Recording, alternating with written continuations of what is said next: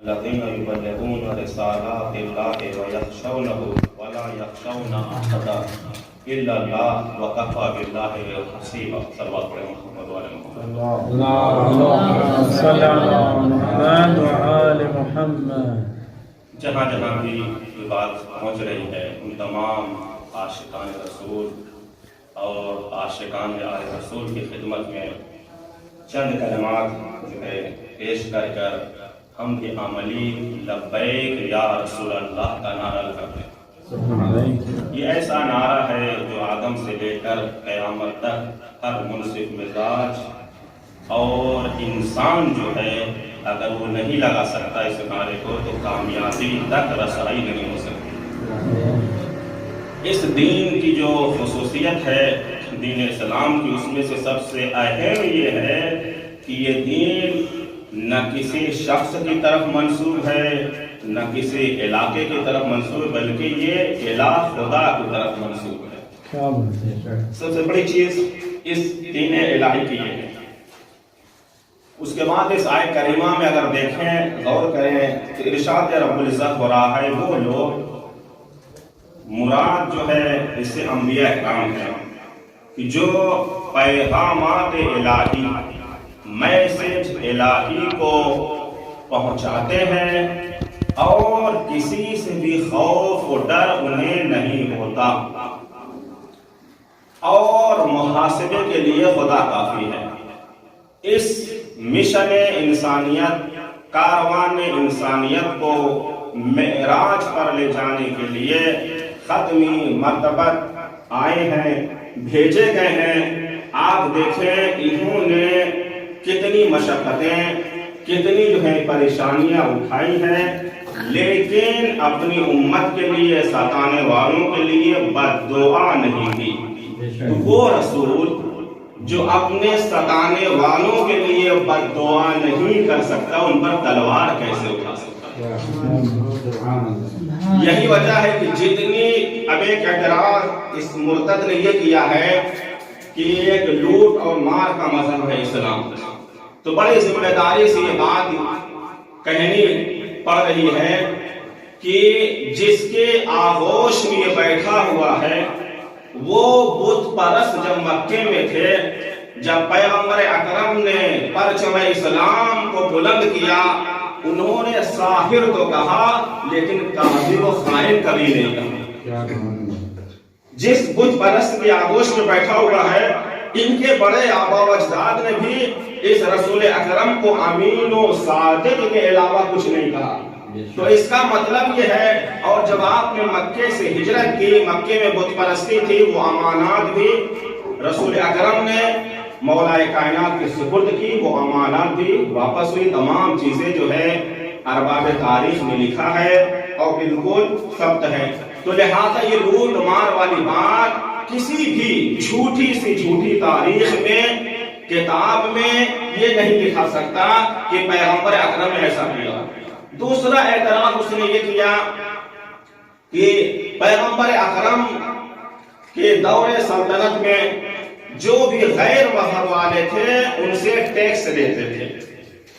یہ مسئلہ اس کو ذرا ہم سمجھتے ہیں. آج جو ہے سنویدھان کا دن ہے، قانون سازی ہوئی ہے وطن عزیز ہندوستان کے. اس اعتبار سے اب آپ آئیں، کسی بھی دنیا کے ملک میں آپ دیکھیں، غور کریں، نظر کریں تو وہاں پر ٹیکس لیے جاتے ہیں. ہندوستان میں جی ایس ٹی سے لوگ کتنے لوگ پریشان ہیں. یہ ایسا ٹیکس ہے، لوگ پریشان ہیں. کیوں بھائی پریشان ہیں؟ اس میں بلا استثناء ٹیکس لیا جا رہا ہے. تو پیغمبر اکرم کے سلطنت میں جو اسلام مسلمان تھے خمس اور ان سے زکات لی جاتی تھی، جو غیر مسلمان تھے ان سے زکات تو لے نہیں سکتے تھے، ان کے لیے ٹیکس رکھا گیا تھا. کس لیے؟ تاکہ نظام مملکت کو چلایا جائے. تو یہ جو آپ کہہ رہے ہیں کہ پیغمبر نے جو ہے ان کے اوپر ٹیکس لیا، کون سا ایسا ملک ہے جہاں ٹیکس نہیں ہے؟ تو نظام مملکت کو چلانے کے لیے ٹیکس لیا گیا. اور جب مولا کائنات کا دور حکومت آیا، کوفے میں دیکھا ہے کہ یہودی جو ہے بھیک مانگ رہا ہے. کیسے جو ہے لایا جائے؟ کون ہے یہ؟ کیوں بھیک مانگ رہا ہے میری دور سلطنت میں؟ اگر پیغمبر کی سیرت کو سمجھنا ہے تو سیرت علی سمجھنا پڑے گا۔ کہا کون ہے؟ کہا یہ یہودی ہے۔ نہ میری سلطنت میں یہودی بھی بھیک نہیں مانگ سکتا، اسے بیت المال سے اس کا وظیفہ معین کیا۔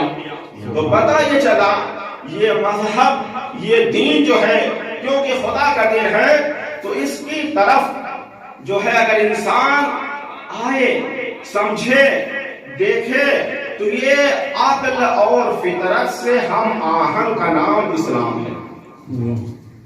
اور انسان جو کوئی چیز پسند کرتا ہے تو سب سے پہلے اپنے خانوادے، اپنی فیملی کے لیے پسند کرتا ہے۔ میں اس مرتد سے مخاطب ہوں یہاں سرزمین نجف سے، اور یہ کہنا چاہوں گا کہ جب پیغمبر اکرم اتنا عالمی، اتنا بڑا دین لے کے آئے تو سب سے پہلے دعوت آپ نے کس کو دی؟ خاندان والوں کو بلایا، گھر والوں کو بلایا۔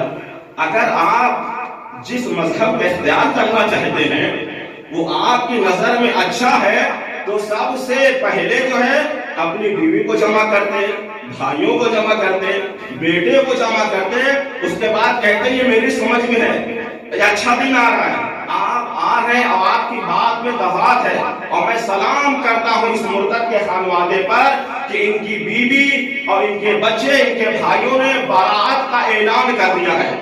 تو اس کے جو ہے بطلان، اس مفسد کے فساد کے لیے یہی کافی ہے کہ اس کے گھر والے بھی اس کا ساتھ نہیں دے رہے ہیں۔ اور اس کے بعد اس کے قول میں تضاد یہ ہے، کہتا ہے مجھے جو ہے قبرستان کی زمین نہیں دیں گے، نہ سنی دے گا نہ شیعہ دے گا، لہذا میری جو ہے جسم کو جلایا جائے۔ اس کا مطلب یہ ہے کہ اپنے آپ ابھی شیعہ کہنا چاہ رہا ہے لیکن کہہ نہیں پا رہا ہے۔ اسے پتا نہیں تھا کہ یہ شیعت جو ہے کوئی الگ سے نام نہیں ہے، اصل جو ہے اگر پیغمبر کے پیروکار کی فہرست آپ نکالیں تو اس مذہب تشیع کے علاوہ کوئی اور مذہب نہیں ملے گا۔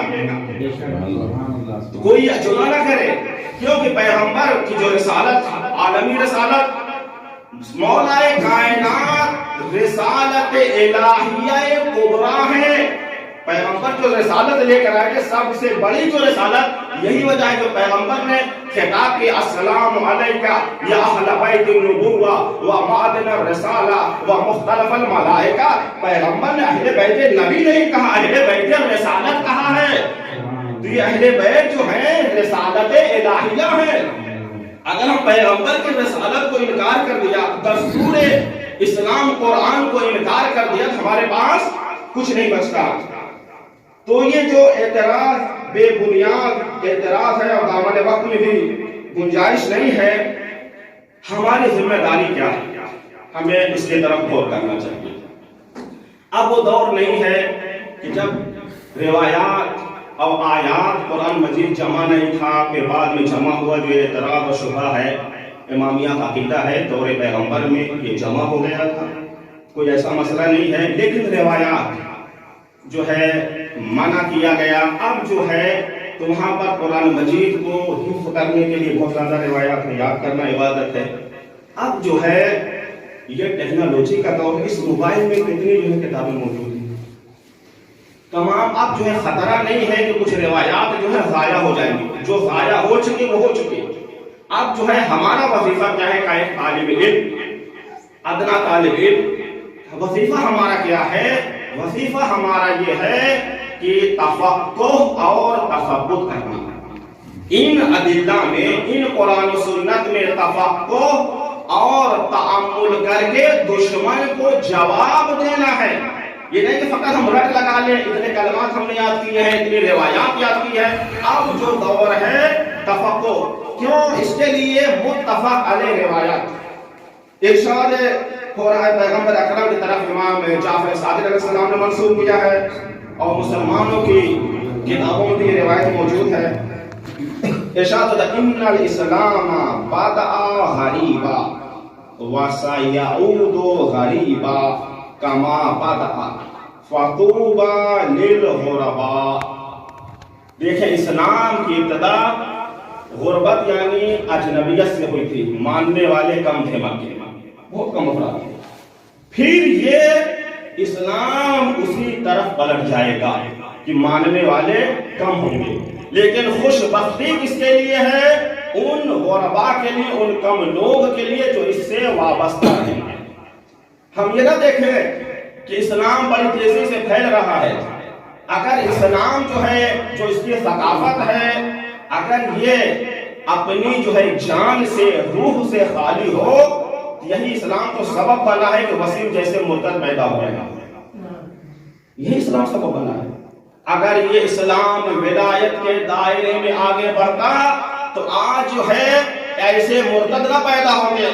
اور یہ ٹھیک ہے، کبھی کبھی جو ہے حقیقت اگرچہ تلخ ہوتی ہے، لیکن اعتراف کرنا جو ہے بہتر ہے۔ توجہ کر، کیا وجہ ہے ایسے مرتد پیدا ہو رہے ہیں؟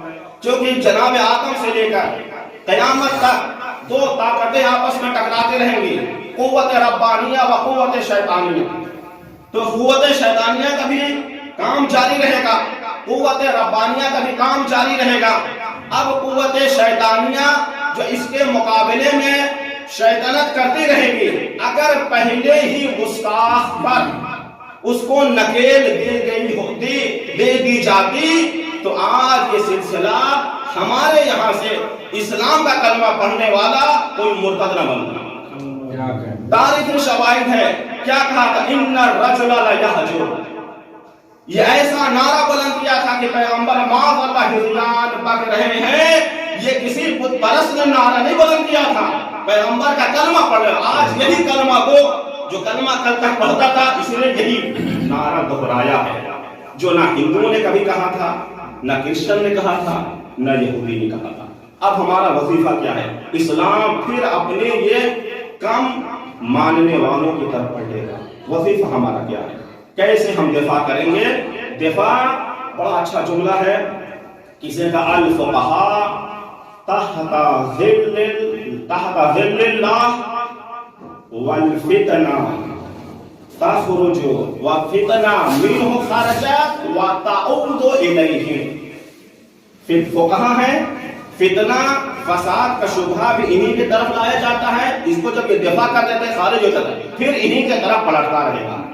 تو ہم اسی مشن میں ہیں، ہماری ذمہ داری یہ ہے کہ صحیح طریقے سے دین کو، احکام و قوانین کو سمجھ کر ہم جو ہے اس کا دفاع کریں، اس شبہات کو رد کرنا یہ ہماری ذمہ داری ہے۔ اور جو اسے پیغمبر کی روایت میں جو آخری جملہ ہے، توبہ للغرباء، تو جس طرح سے پیغمبر اکرم کے وقت میں اسلام جو ہے شباب ہوا تھا، قوت علی کی بدولت، اہل بیت کے اخلاص کی بدولت، پھر یہ اسلام اپنی غربت و اجنبیت کے بعد جب یوسف زہرا کا ظہور ہوگا، پھر اپنی جوانی پر